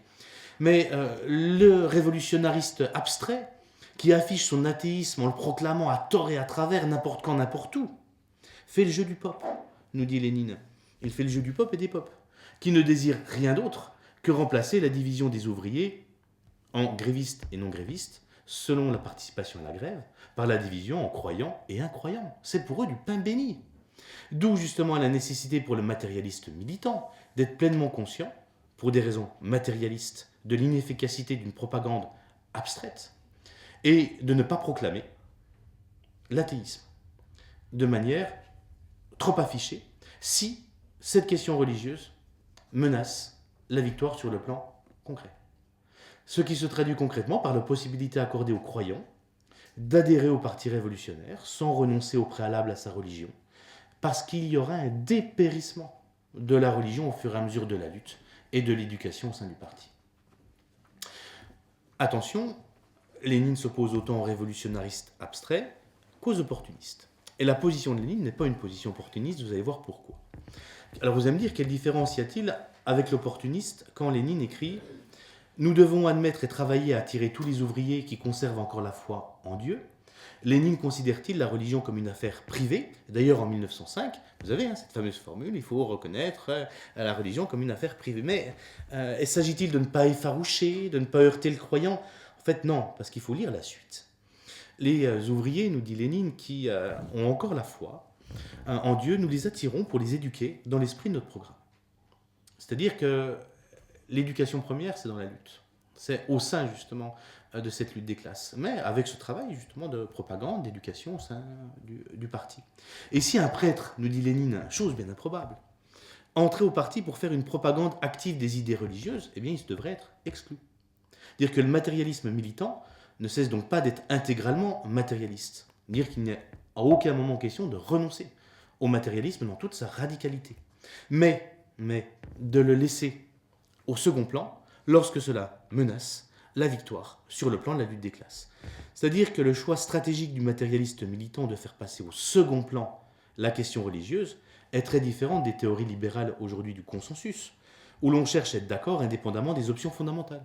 Quand on dit « moi je crois en Dieu, toi tu crois pas, mais en gros on est d'accord pour redistribuer un minimum de richesse, parce que dans ta religion tu crois qu'il y a ci ou il y a ça », le matérialiste militant ne considère pas la religion comme une affaire privée.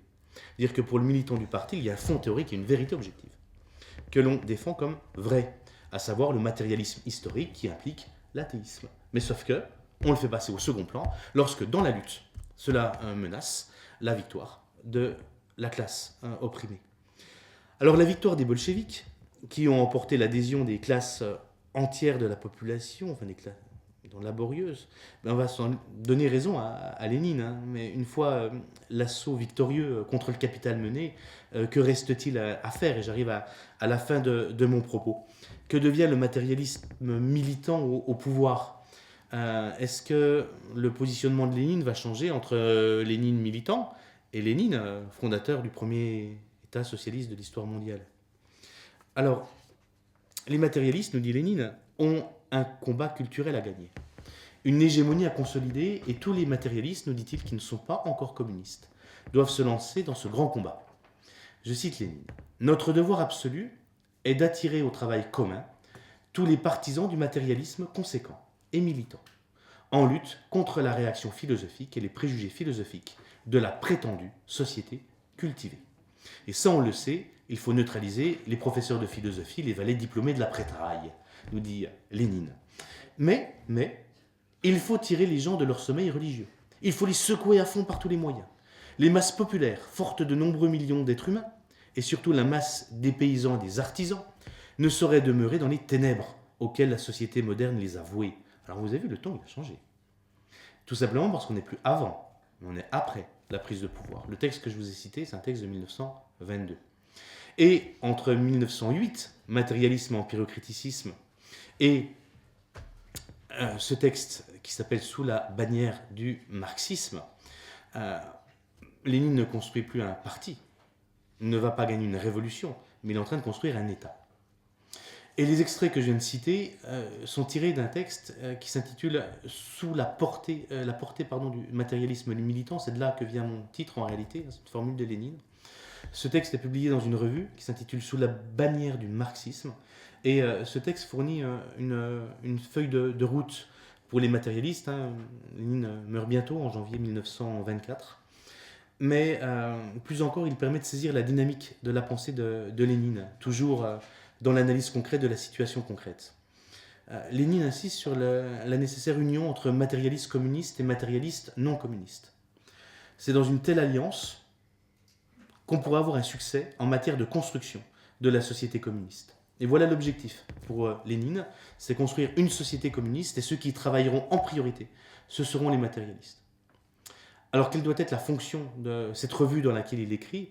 Eh bien, nous dit Lénine, ça doit être l'organe de l'athéisme militant. Alors certes, nous avons maintenant l'appareil idéologique d'État, nous avons des institutions chargées de ce travail, mais il faut compléter ce travail par une propagande au sein de la société. Il faut que cette revue, dit-il, qui doit se destiner à devenir l'organe du matérialisme militant, et qu'elle mène une propagande et une lutte athée inlassable. Et c'est là que la grande tradition matérialiste, qui a été évoquée tout au long de ces séances de l'université permanente, toute cette grande tradition nous fournit les meilleures ressources, dit Lénine. Les matérialistes disposent d'une puissante histoire littéraire et philosophique qu'il s'agit de mobiliser. Et en cela, les Lumières, et en particulier les Lumières françaises, se révèlent être un trésor. Les écrits ardents, dit-il, vifs, ingénieux, spirituels des vieux athées du XVIIIe siècle, qui attaquaient ouvertement la prêtraille régnante, s'avéreront bien souvent 1000 fois plus aptes à tirer les gens de leur sommeil religieux que les redites du marxisme, fastidieuses, arides, presque entièrement dépourvues de faits habilement choisis et destinés à les illustrer. Et Lénine d'ailleurs recommande tout particulièrement, je vous l'ai cité tout à l'heure, évidemment Diderot. Alors nous avons du travail, nous dit Lénine. Nous aurons probablement à suivre le conseil qu'Engels donna un jour aux socialistes allemands. Traduire et répandre parmi les masses la littérature française du XVIIIe siècle, athée démystifiante. Le terme important, on est en 1905, c'est « auront ». Dans le texte de 1922, sur lequel je termine, vous avez presque la même référence. Engels a toujours recommandé aux dirigeants du prolétariat contemporain de traduire, pour la diffuser en masse parmi le peuple, la littérature militante des athées de la fin du XVIIIe siècle. À notre honte, il y avait quand même une révolution à faire, il y avait quand même... À notre honte, dit-il, nous ne l'avons pas fait jusqu'à présent. Une des multiples preuves qu'il est bien plus facile de conquérir le pouvoir à une époque révolutionnaire que de savoir user convenablement de ce pouvoir. Eh bien voilà la première tâche des matérialistes militants disposant désormais de l'appareil d'État, par l'éducation dans le cadre de la construction d'une société sans classe, tirée de leur sommeil dogmatique, les masses, encore absolument incultes. C'est une formule de Lénine. Alors faut-il y voir une évolution de la pensée de Lénine ? Bien sûr. Faut-il y voir une construction ? Non. Une relation dialectique. Alors ce projet de traduire les matérialistes des Lumières a-t-il vu le jour ? Est-ce que Lénine a tenu sa promesse ? Je le dis, il meurt en janvier 1924. Mais si la question de Diderot en Union soviétique vous intéresse, il y a un livre très savant d'un certain Arnold Milner, et en 1926 va être publiée une anthologie en 2 volumes des œuvres philosophiques de Diderot par un certain Déborine, qui justement insiste dans son introduction sur la proximité et la force de la pensée de Diderot pour justement le matérialisme dialectique. Voilà ce que je voulais vous raconter ce soir.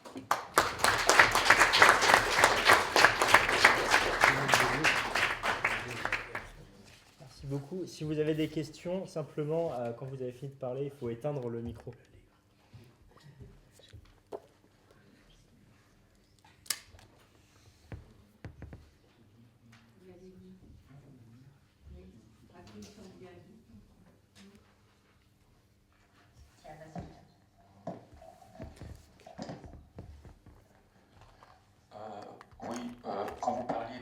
babouchka, ça m'a beaucoup amusé parce que je connais une Russe et elle a fêté son anniversaire dernièrement et je lui ai parlé des signes astrologiques. Elle m'a dit qu'elle n'y croyait pas et que sur internet il y avait des babouchkas qui faisaient il y avait des dessins avec des babouchkas qui faisaient des choses par rapport aux signes astrologiques. Et elle, ça l'aimait beaucoup, ça l'amusait beaucoup, mais qu'elle ne croyait pas aux signes astrologiques.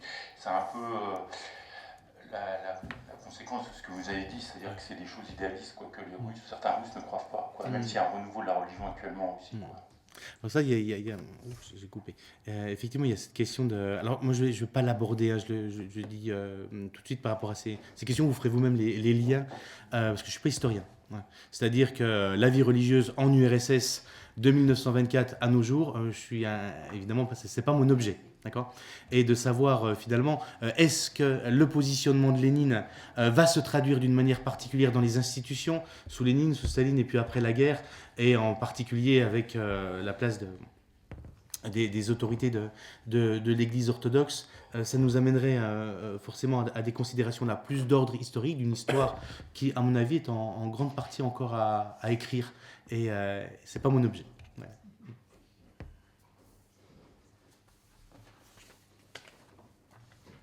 Mais c'est vrai pour cette religiosité aussi spontanée, primitive. Je conseille vraiment ce livre de Gorky, Enfance. On voit justement cette imprégnation dans la vie sociale, dans la vie culturelle de cette religiosité. On comprend qu'il y a eu cet attachement et que les constructeurs de Dieu aient voulu peut-être trouver un moyen. Et quand Lunacharsky dit que le socialisme est la plus religieuse des religions, et on voit ce qu'il veut dire par là. L'intention est peut-être bonne, nous dit Lénine, mais attention, on met le doigt, c'est la main qui passe, et le bras.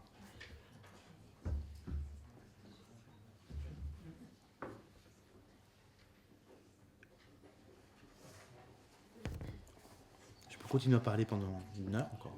Moi j'ai une question mais ça marche pas. Okay.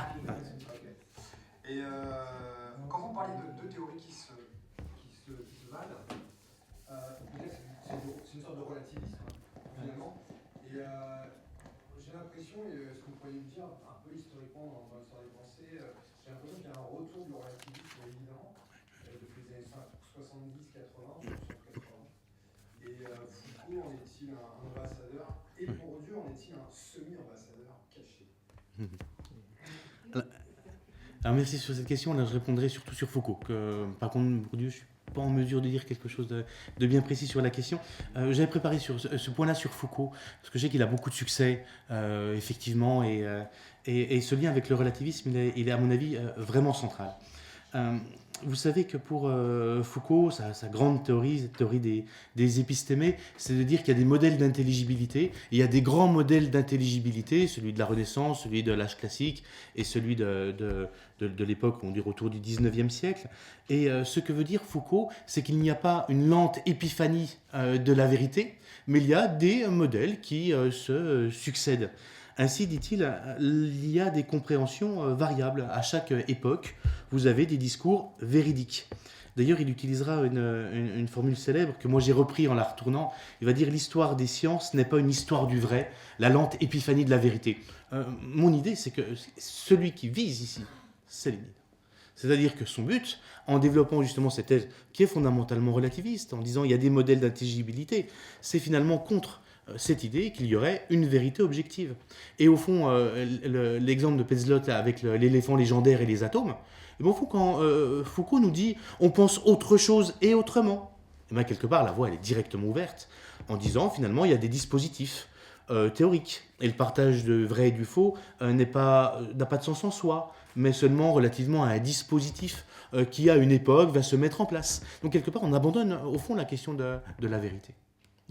Et ce que veut dire Lénine, c'est qu'il y a une vérité objective et on s'en rapproche et les théories scientifiques les reflètent de mieux en mieux.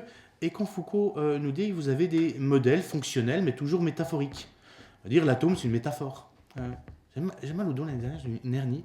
Quand je suis allé, on est dans un tube, là, ça s'appelle comment? Voilà, c'est ça. J'ai l'impression que ce qu'on m'a fait, c'est un reflet plus juste de ce qu'il y avait dans mon dos que si j'étais allé voir un chaman. Vous voyez? Et j'ai l'impression que dans la théorie relativiste, il me dit, ben non, le chaman, il voit autre chose autrement. Et le scanner, il voit autre chose autrement. Et au fond, la théorie de Foucault, elle autorise cela. En y disant, on a des modèles d'intelligibilité, et c'est juste un autre modèle d'intelligibilité. Et au fond, le cardinal Bellarmine, quand il reproche à Galilée de dire ah ben, ton modèle d'intelligibilité, reconnaît que c'est qu'un modèle d'intelligibilité. Et Galilée dit non, c'est pas un modèle d'intelligibilité, c'est vraiment ce qu'il y a. Ouais. Et ben, c'est la même chose, quelque part. Et la théorie des épistémés, je crois que Sartre avait dit à propos que c'était la dernière grande tentative de la bourgeoisie. Au fond, je crois que c'est fondamentalement juste. Et que le projet, c'est finalement de penser une discontinuité de ce qu'on pourrait appeler des discours véridiques, dire qu'il n'y a pas, au fond, une vérité dont on se rapproche. Ouais. Donc là, je souscris entièrement à ce que vous avez dit. Alors, pour Bourdieu, je ne serais pas en mesure de faire ce lien. Mais il sera à faire, ça serait un bon travail à faire. Si quelqu'un d'ailleurs peut y répondre à ma place.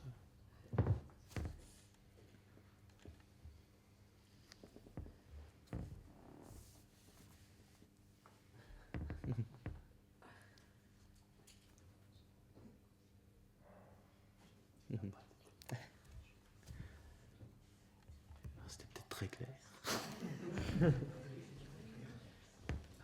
Il ose poser la question. J'ai une question sur Foucault. Vas-y, pose. C'est fini? Hein? C'est fini? Non, mais c'est juste la question, c'était la même. Oui, vas-y. Non, c'était la même. Ah d'accord. Oui.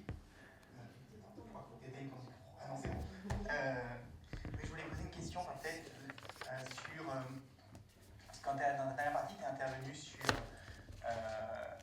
ce que doit faire le matérialisme une fois qu'il a conquis le pouvoir d'État, mais je me souviens très vaguement de débats notamment sur la différence de politique à mener face à l'orthodoxisme et face à l'islam, notamment avec entre Lénine et Mir Saïd Sultan Gajiev, si ma mémoire est bonne de son nom, et sur la politique à mener au Tatarstan. Donc, est-ce que tu pourrais peut-être, je sais pas si tu as les compétences sur ce point-là, mais développer un peu sur pourquoi Lénine donne une lutte différente contre l'islam, ou une lutte moindre contre l'islam, en tout cas dans les premiers temps, si j'ai bien compris la position de Lénine. Alors, sur cette question, comme tu le disais, hein, sur une question de compétences, là je renverrai à un ouvrage justement où les questions en particulier de l'islam.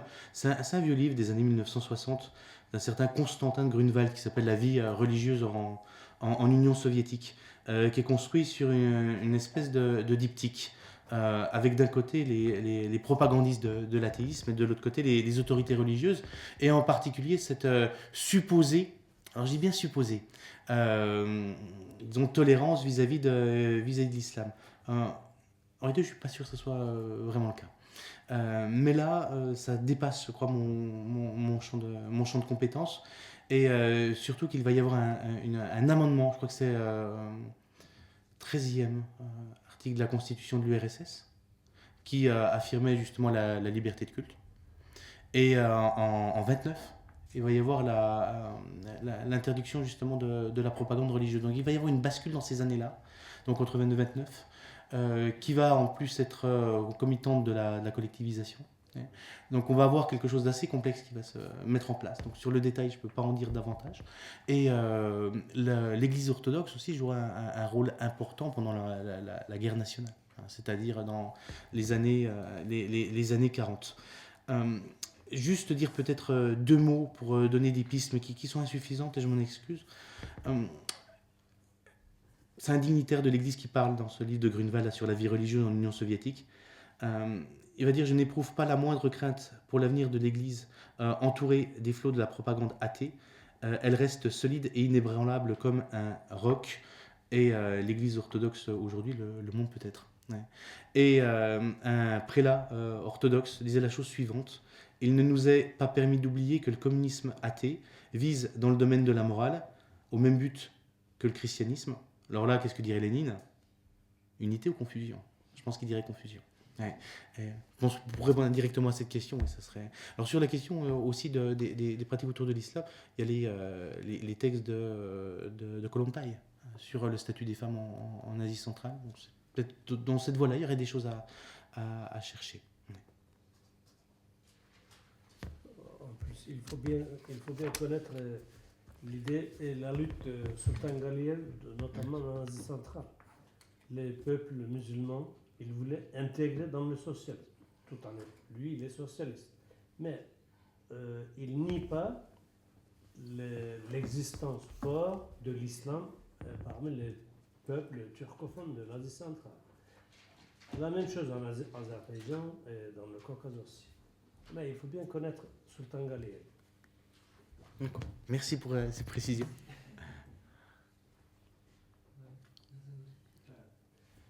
Je dirais que bon, ce qui est intéressant aussi, c'est quand même l'actualité finalement de Lénine, parce qu'il y a quand même pas de matérialisme défendu par Lénine, parce qu'il y a quand même pas mal de domaines où on est sur des situations flottantes. Par exemple, l'intelligence artificielle, où quand même il y a l'idée qu'on recrée une réalité à partir de on ne sait pas trop quoi. Oui. C'est aussi la physique avec la matière noire, des choses où le discours est de dire on a des tas de théories, enfin on fabrique des tas de théories, par contre on ne peut pas les prouver.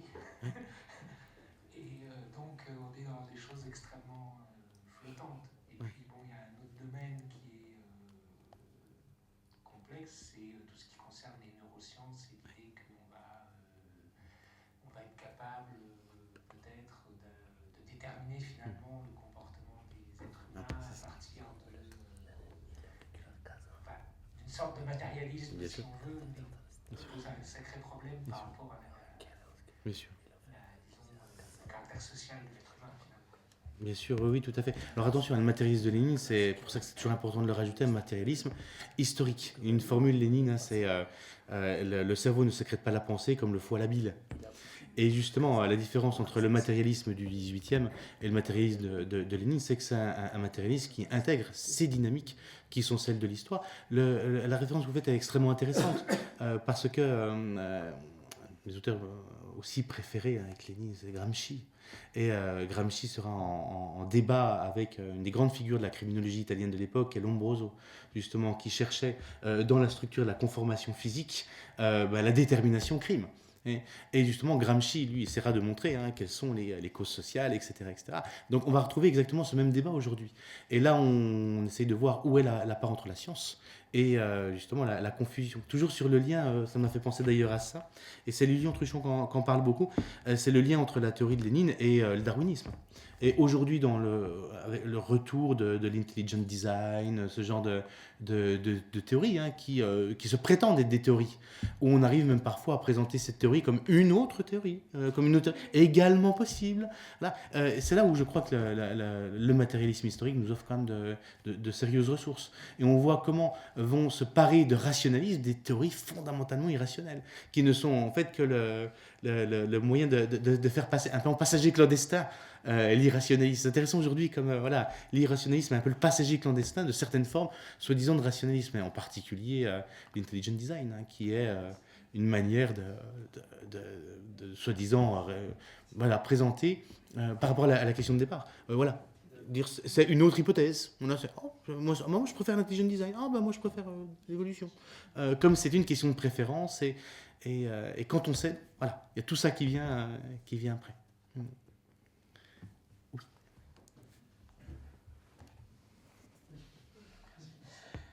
Ça fait un petit peu suite par rapport au déterminisme à la naissance, la science, tout ça. Est-ce qu'il y a une position claire vis-à-vis du déterminisme, justement, ou du libre arbitre, en fait? Oui, bien sûr.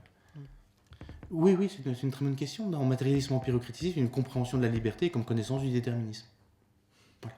C'est-à-dire qu'une liberté purement abstraite, d'une espèce d'âme qui serait en l'air et qui choisirait de manière totalement farfelue ceci plutôt que cela, c'est en fait une conception fausse de la liberté.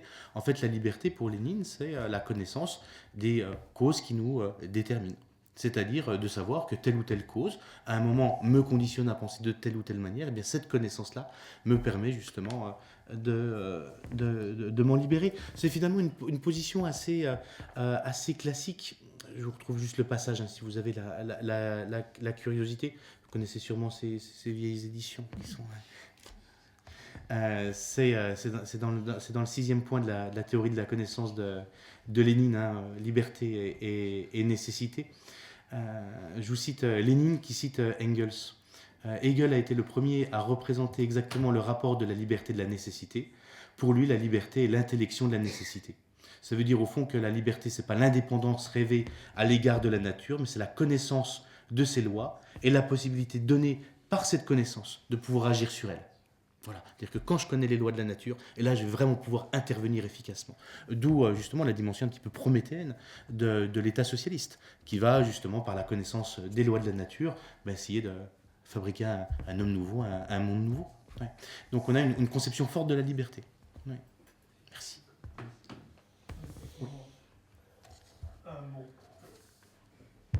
ne voudrais pas trop extravaguer, mais il me semble que cette théorie du reflet, qui est si caractéristique du marxisme de Lénine, me semble assez antidialectique, au sens où elle correspond exactement à ce que le jeune Lukács, citant Rickert, appelait un platonisme à signe inversé, c'est-à-dire une soumission à peu près complète aux données qui n'est pas reconnue comme quelque chose de produit préalablement. D'où ce qui découle. Vous avez cité à un moment donné une phrase de Lénine qui était extrêmement kantienne, où il parlait d'une espèce de complexe de choses en soi relatives les unes aux autres, dont la totalité serait à percevoir, alors que cela n'est pas, finalement, reste hors de portée. C'est une intelligence qui est manquée et qui n'est pas dialectique. Je suis étonné en fait d'une telle confusion chez un lecteur de la logique de Hegel qui se réclame comme tel et qui avait pourtant une connaissance des implications de la dialectique dans la connaissance. Enfin, je suis très flou, mais le sujet lui-même est bien pédant.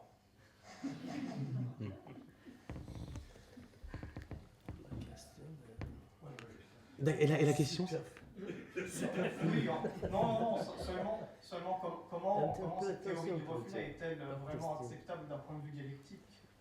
D'accord. En fait, cette théorie du reflet, c'est une théorie qui a fait, disons, couler beaucoup d'encre parce que j'ai rajouté un point important. C'est un reflet vivant. Attention. Et c'est là où justement votre lecture, à mon avis, elle est discutable. Parce que pour Lénine, quand il parle de reflet, ça veut dire uniquement deux choses. Ça veut dire qu'il y a une antériorité de ce qui est reflété sur le reflet, et que le reflet n'existe pas sans ce qui est reflété. Là, si on s'arrête ici, je suis d'accord avec vous, on pourrait avoir l'impression que ce n'est pas dialectique. Mais sauf que Lénine, ça je pense l'avoir rajouté, mais j'ai peut-être été un petit peu rapide sur ce point, c'est que c'est un reflet qui est vivant. Ça veut dire qu'il ne s'agit pas d'un reflet statique, mais un reflet qui entre dans cette confrontation constante aux choses, et elle le fait par le biais de la pratique, et en particulier de la pratique scientifique. Et c'est ce qui explique que ce reflet n'est pas seulement une image, un enregistrement passif. Voilà. Et ceci, on comprend le reflet comme un enregistrement passif, on peut, oui, effectivement, le voir de cette manière. Mais c'est contre cette idée-là que Lénine, justement, insiste sur cette dynamique de cette constitution du reflet, dans cette relation, justement, à un réel qui existe indépendamment. Donc, peut-être, pour éviter de tomber dans cette limite, réduire le reflet à ces deux seules idées. Voilà. Et on pensait la dynamique comme un reflet vivant, c'est-à-dire dont on va s'approcher progressivement au fur et à mesure, non pas, là encore une fois, de théorie abstraite, de la pratique scientifique. Ouais. Et là, je n'ai pas vu pourquoi pas hegelien. Tout simplement parce que, pas hegelien, en fait, cette catégorie ressemble extrêmement à ce que dans la logique de Hegel, à ce qui s'appelle le fondement, ou alors à une catégorie qui est assez proche dans le livre, l'existence, c'est-à-dire une catégorie qui se trouve dans le deuxième livre de la science de la logique, le livre portant sur l'essence, et qui, en quelque sorte, pourrait être un catalogue des idées fausses, un catalogue des idées qui reposent sur une dissociation entre l'apparence et la chose, enfin, et qui, en gros, un catalogue des confusions qui se succèdent les unes aux autres jusqu'à aboutir à cette fameuse nécessité qui vient sur la liberté. Mais il me semble qu'on reste ici empêtré dans une catégorie dont Hegel s'était même beaucoup moqué. Alors sur le rapport à la logique de Hegel, le fonctionnement il est quand même radicalement différent. Pour juste le rappeler, sur Hegel, c'est un philosophe idéaliste absolu. C'est-à-dire que pour lui, vous avez d'abord l'idée, c'est-à-dire la logique. Et c'est l'idée, la logique, qui s'autodéploie. Vous avez parlé du concept, la logique de l'essence, etc., etc. Pas rentrer dans ces détails-là parce que ça nous amènerait un petit peu trop loin. Mais vous avez l'idée qui se déploie. Ensuite, cette idée qui se fait nature, c'est la deuxième partie, à savoir la philosophie de la nature. Et vous êtes arrivé ensuite à cette idée qui prend conscience d'elle-même, c'est ce qu'on appelle la philosophie de l'esprit. Donc c'est une philosophie qui fonctionne en 3 temps. L'idée d'abord, la nature ensuite, et le monde humain après, pour aller vite. La philosophie de Lénine, elle repose quand même sur la radicale remise en cause de cette vision. Vous vous souvenez de la formule de Marx, j'ai mis Hegel sur ses pieds. C'est-à-dire qu'avec Lénine, on est dans cette tradition marxiste dans laquelle l'idée, c'est-à-dire les catégories, elles ne précèdent pas la nature ou le monde de l'esprit. Et chez Marx, la catégorie, elle est construite. Elle est construite dans l'activité de l'homme face à la nature, mais pas face à la nature comme un être pensant, mais comme un être qui construit ses moyens de subsistance. D'où justement la définition de catégorie qui n'est pas du tout celle de Hegel, c'est-à-dire comme finalement une idée qui existerait indépendamment de la nature, mais qui s'incarne dans la nature, puis après qui ressuscite à travers l'esprit. Mais la catégorie, ce que j'avais essayé de définir tout à l'heure, mais là aussi j'ai peut-être été un petit peu vite, il définit la catégorie comme le cadre le plus général de notre rapport aux choses. C'est-à-dire que la catégorie, pour Lénine, ce n'est pas quelque chose de donné ou qui existerait indépendamment de la nature et de l'activité des hommes, mais c'est ce par quoi les hommes se séparent de cette réalité objective et leur permettent de s'y repérer. Voilà. Et ça, vous trouvez ça dans les cahiers philosophiques, qui sont en fait un certain nombre d'annotations de Hegel. Voilà. Je ne sais pas si c'était... Merci. C'est un débat. D'accord.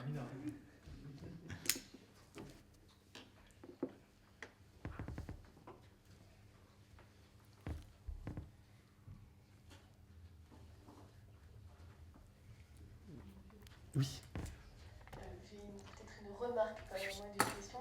Déjà, merci pour cet exposé. Moi, je ne suis pas du tout initiée à la philosophie et j'ai compris plein de choses, donc je pense que ça veut dire beaucoup. En fait, c'est peut-être plus une remarque parce que tout ce que vous avez développé, ça m'a fait penser aussi à aujourd'hui la santé, sur la santé. Et ce que vous avez rappelé aussi sur le côté, ce qui pousse les individus à aller vers des formes, là je dirais pour la santé, vers des formes de traitement qui sont loin d'être scientifiques. C'est aussi le fait qu'on a des entreprises pharmaceutiques qui sont contrôlées. Là, l'économie va jouer, on a moins confiance en des gros groupes qui sont là pour faire des gros profits. Et donc, les individus se tournent vers d'autres formes de traitement. Et c'est assez difficile de, du coup, faire le tri. Voilà. Oui, c'est une excellente question. Je vais profiter pour faire un petit peu de publicité pour la revue Cause Commune. Le mois prochain, c'est un numéro que je dois coordonner avec mes camarades Florian Gulli, justement, et Jean Quétier. On a le droit de le dire, c'est quoi le prochain numéro? Oui, si, on a le droit. C'est sur l'irrationalisme, justement. Et il y aura un texte sur ce que vous avez expliqué. Et justement, parce que justement, l'irrationalisme, on le retrouve avec la question des vaccins, vous pensez à ce genre de choses, avec la question aussi des lobbies derrière et tout. Oui, et je pense que la position de Lénine, qui est celle de ce matérialisme radical, c'est une lecture évidemment extrêmement, on pourrait dire rationaliste, mais en même temps qui n'est pas étroite. Parce qu'elle est ouverte à l'histoire, elle est ouverte à la société, elle est ouverte à l'économie. Et le retour aujourd'hui de l'irrationalisme, je pense que Lénine nous donne les armes pour le combattre. Et je souscris tout à fait à votre remarque.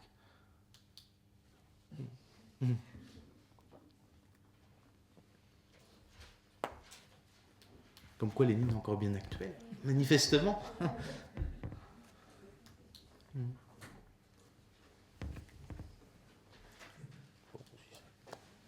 si plus personne n'a de questions, dans ce cas, merci à tous. Merci encore à Aurélien. Et à la semaine prochaine, donc je crois que c'est pour le cycle Aragon. Normalement, c'est la littérature après la philo, je crois bien. Et donc, sinon, le mois prochain, le premier mardi du mois, il y aura encore le cycle philosophie. Bonne soirée. Merci à tous, merci en tout cas.